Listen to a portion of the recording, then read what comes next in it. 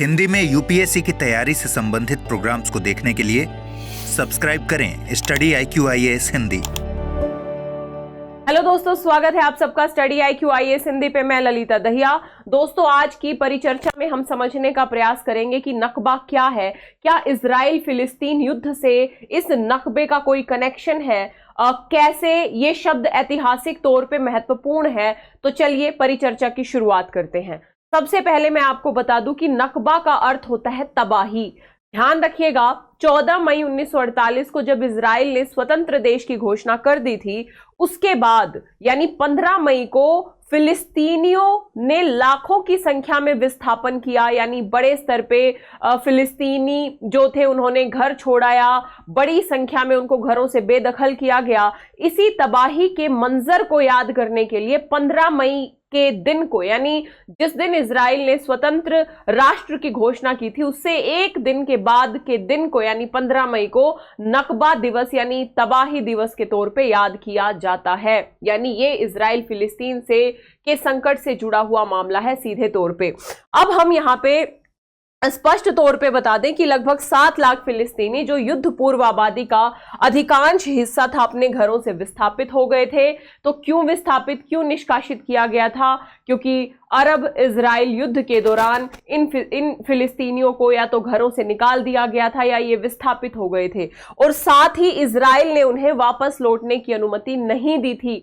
क्यों? क्योंकि इजराइल को कहीं ना कहीं लगता था कि अगर उन्हें वापस लौटने की अनुमति दी जाती है तो इससे देश की सीमाओं के भीतर फिलिस्तीनी बहुमत पैदा हो जाएगा, जो कहीं ना कहीं उनके लिए सही नहीं होगा। तो वापस लौटने की भी आजादी इन फिलिस्तीनियों को नहीं दी गई थी। अब यदि हम बात करें कि उस समय ये विस्थापित फिलिस्तीनी कहां गए, तो आस पड़ोस के देशों में, विशेष तौर पे हम बात करें लेबनान, सीरिया, जॉर्डन, इजराइल के कब्जे वाले वेस्ट बैंक इत्यादि में लाखों की संख्या में जो फिलिस्तीनी हैं वो शरणार्थियों की तरह जीवन व्यापन करने को मजबूर हुए थे। और आज भी इन क्षेत्रों में लगभग 6 मिलियन फिलिस्तीनी शरणार्थी मौजूद हैं। आज भी ये शरणार्थी के तौर पे अलग अलग देशों में भी देखने को मिलते हैं। अब हम बात करें वापसी का अधिकार क्या है। जैसा कि मैंने आपको बताया कि वापसी का अधिकार एक सिद्धांत है जो इस बात पे जोर देता है कि फिलिस्तीनी शरणार्थियों को अपने घर में लौटने की अनुमति दी जाए, यानी जो फिलिस्तीन था पहले, जिसे अब हम इजराइल बोलते हैं, उसमें लौटने की अनुमति दी जाए।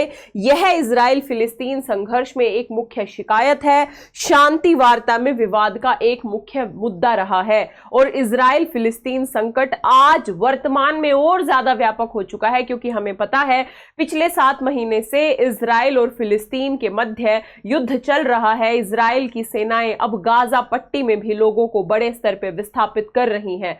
गाजा में अब क्या हो रहा है, यदि इसकी बात करें तो मैंने आपको बताया लगभग 7 महीने से संघर्ष चल रहा है, गंभीर संकट है। इजराइल ने गाजा में अपने आक्रमण का विस्तार किया है और इस आक्रमण के परिणाम स्वरूप हम देखते हैं 1.7 मिलियन फिलिस्तीनियों, गाजा की लगभग 3/4 पॉपुलेशन को, 3/4 आबादी को अपने घरों से भागने के लिए मजबूर किया है। यदि हम वर्तमान तबाही की तुलना उस समय के नकबा, जिसे हम संधि देते हैं, इससे करें तो ये जो शरणार्थियों की संख्या है ये उस समय की संख्या से लगभग दोगुनी से भी अधिक है। ध्यान रखिएगा, यानी आज विस्थापन का पैमाना और भी बड़ा है। 1948 के पलायन करने के लिए मजबूर लोगों की संख्या की तुलना में आज पलायन की जो संख्या है वो लगभग 2 गुने से भी ज्यादा अधिक है। ध्यान रखिएगा, गाजा में विस्थापित फिलिस्तीनियों के लिए रहने की स्थिति क्या है। यदि हम वर्तमान की बात करें, वर्तमान स्थितियां गंभीर बनी हुई हैं। हमें पता है कि बहुत सारे लाखों की संख्या में लोग तंबू शिविरों में रहने के लिए मजबूर हैं, मानवीय सहायता कम है, संघर्ष और नाकेबंदी, इजराइल के द्वारा जो नाकेबंदी की जा रही है, ये स्थितियों को और ज्यादा विभत्स बना रही है, जिससे बुनियादी आवश्यकताओं की गंभीर कमी हो रही है। ये वर्तमान मुद्दा है। यदि हम बात करें अंतरराष्ट्रीय समुदाय का रुख क्या है, तो अंतरराष्ट्रीय समुदाय गाजा से फिलिस्तीनियों के किसी भी सामूहिक निष्कासन का विरोध करता है। बड़े पैमाने पर पलायन एक और दीर्घकालीन शरणार्थी संकट को जन्म देगा। आसपास के देश भी अब इस शरणार्थी संकट से घबराने लगे हैं, क्योंकि कहीं ना कहीं शरणार्थियों का बोझ अब उन देशों पे पड़ सकता है। ध्यान रखिएगा, गाजा के लिए भविष्य का दृष्टिकोण क्या हो सकता है? तो कोई सामूहिक निष्कासन ना हो। हम ये कह सकते हैं कि कई लोगों को डर है कि भले ही कोई सामूहिक निष्कासन ना हो आगे आने वाले समय में, लेकिन ऐसा मुश्किल लग रहा है, क्योंकि आपने रिसेंट यदि डेवलपमेंट्स देखे हो तो इजराइल की सेनाएं राफा तक पहुंच चुकी हैं। हालांकि ये कहा कि भले ही अब आगे विस्थापन ना हो, लेकिन संघर्ष के कारण जो विनाश अब तक हो चुका है उसके लिए अपने घरों में लौटना या जीवन का पुनर्निर्माण करना बहुत कठिन होगा लोगों के लिए। संयुक्त राष्ट्र संघ का एक डेटा कहता है कि नष्ट हुए बुनियादी ढांचे को बनाने के लिए इसके पुनर्निर्माण में 2040 तक का समय लग सकता है। इतना विनाश गाजा के अंदर हो चुका है। इतनी बड़ी संख्या में, लगभग 1.7 मिलियन की संख्या में लोग शरणार्थी जीवन व्यापन करने के लिए मजबूर हैं। अगर हम बात करें नकबा आज भी महत्वपूर्ण क्यों है, तो क्योंकि यह फिलिस्तीनी शरणार्थी संकट की शुरुआत का प्रतीक है। जिस दिन से फिलिस्तीनी शरणार्थी संकट शुरू हुआ था, यानी 15 मई 1948 के तौर पे नकबा का एक वो दिखाया जाता है, प्रतीकात्मक इसकी तिथि दिखाई जाती है। लाखों लोगों को आज भी ये प्रभावित कर रहा है। जैसा कि मैंने बताया, आज भी विस्थापित लोगों की संख्या उस समय की तुलना में दुगनी हो चुकी है, जिसमें वापसी का अधिकार, शरणार्थियों की स्थितियां शामिल हैं। आज भी फिलिस्तीन और इजराइल संघर्ष जो है केंद्र में बने हुए हैं और क्षेत्रीय स्थिरता पे प्रभाव डाल रहे हैं। यानी कहीं ना कहीं ये नकबा जो है, ये तबाही जो है, आज भी लगातार जारी है, यदि हम इजराइल और फिलिस्तीन की पृष्ठभूमि में देखें। अब एक बार संक्षिप्त समय रेखा की बात कर लेते हैं।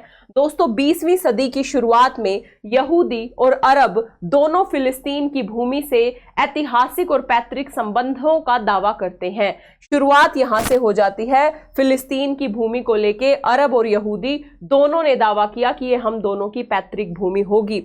1917 में बाल्फोर घोषणा पत्र में फिलिस्तीन में एक यहूदी राष्ट्रीय घर के लिए समर्थन व्यक्त किया जाता है पश्चिमी राष्ट्रों के द्वारा, और 1947 में संयुक्त राष्ट्र ने फिलिस्तीन में अलग यहूदी और अरब राज्यों की सिफारिश करते हुए एक विभाजन योजना का प्रस्ताव दिया था। यानी फिलिस्तीन के अंदर एक विभाजन योजना की अरब और यहूदियों के लिए अलग अलग राष्ट्र बना दिए जाएं। लेकिन 1948 में इजराइल अरब युद्ध होता है। इजराइल सबसे पहले इजराइल स्वतंत्रता की घोषणा करता है, जिससे अरब इजराइल युद्ध होता है, और इसी के परिणाम स्वरूप जैसे ही ये 14 मई को घोषणा करता है स्वतंत्रता की, 15 मई को बड़े स्तर पे शरणार्थी संकट दिखता है, और इसी दिवस को नकबा दिवस, नकबा डे के तौर पे, यानी तबाही डे के तौर पे याद किया जाता है।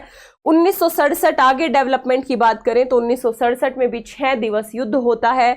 इजराइल वेस्ट बैंक, पूर्वी यरूशलेम, गाजा पट्टी, सिनाई प्रायद्वीप और गोलन हाइट्स पर नियंत्रण कर लेता है। ध्यान रखिएगा, 1993 में ओस्लो समझौते पे हस्ताक्षर होते हैं, जिसमें इजराइल और फिलिस्तीन के बीच में शांति वार्ता की रूपरेखा तय की जाने की बात की जाती है। यदि हम वर्तमान स्थिति की बात करें तो इजराइल ने वेस्ट बैंक और पूर्वी यरूशलेम पर कब्जा कर लिया है।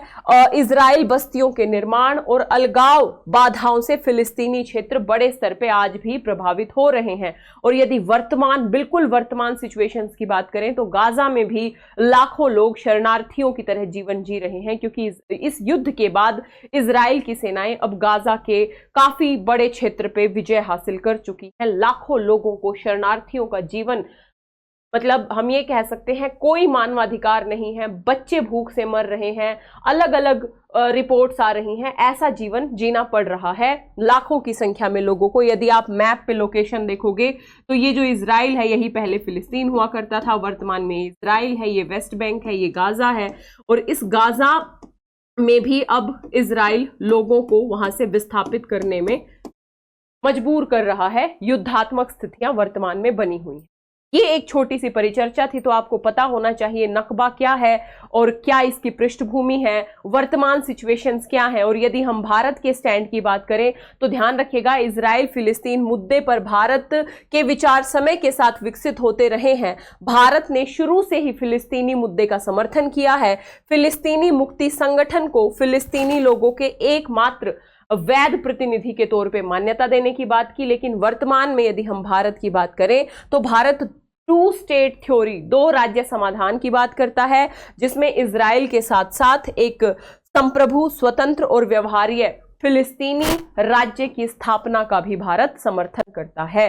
तो भारत का स्टैंड है कि दोनों राज्यों को स्वतंत्रता से, शांति से, स्थिरता से स्थापित होना चाहिए।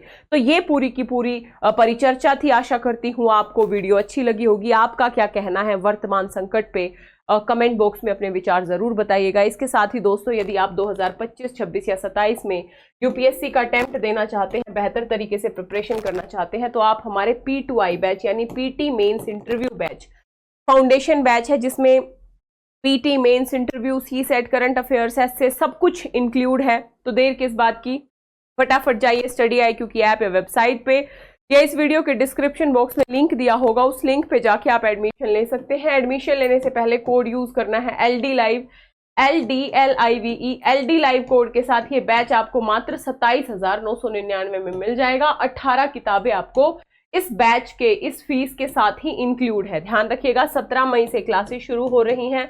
देर किस बात की, फटाफट एडमिशन ले लीजिए, बेहतर तरीके से प्रिपरेशन कीजिए और अपनी मंजिल को प्राप्त कीजिए।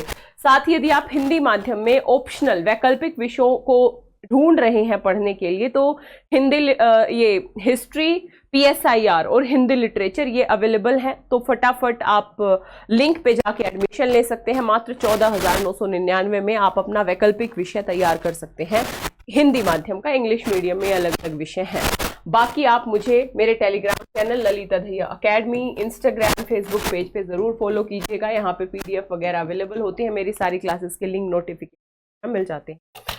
मिलेंगे इसी तरीके की अगली परिचर्चा में। यदि वीडियो अच्छी लगी हो तो वीडियो को लाइक शेयर जरूर करें, चैनल को सब्सक्राइब करें यदि चैनल पे नए हैं तो। साथ ही आपके क्या विचार हैं इन युद्धजनक परिस्थितियों में, अपने विचार जरूर बताएं। Thank you so much. जय हिंद, जय। हिंदी में यूपीएससी की तैयारी से संबंधित प्रोग्राम्स को देखने के लिए सब्सक्राइब करें स्टडी IQ IAS हिंदी।